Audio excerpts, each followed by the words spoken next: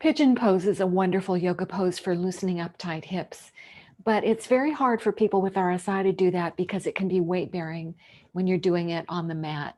So I'm going to show you 3 ways that you can use to help yourself do the pigeon pose and loosen up your hips without straining your hands. So hopefully one of these will work just right for you.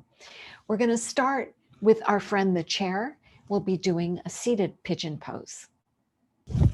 So you begin by sitting in a flat chair or a bench, and you sit nice and tall right on the front edge of your chair, and then you cross one leg over the other and rest your ankle on your thigh above the knee on the opposite side.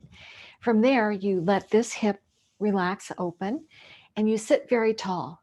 Don't want to slouch, you want to hinge rather than rounding forward. So you take an inhalation and then exhale forward until you feel a pull in that hip area. And then just stay there and relax. Next, we'll be doing a hands-free pose using the mat. So you just lie on your back on the mat, cross your top leg over, open out the hip, and then draw the bottom thigh close to you.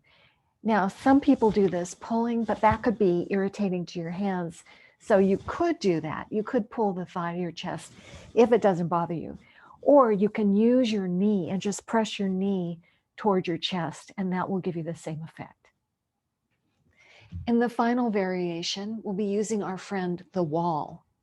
So for the wall variation, you just sit close to the wall and then you roll down on your elbows, put your feet up, you scoot close to the wall, put your feet flat, and then take your top leg, and this foot is flat, this knee is open, and then you can just arrange your arms wherever they're comfortable with the palms up. And then you just stay there and relax.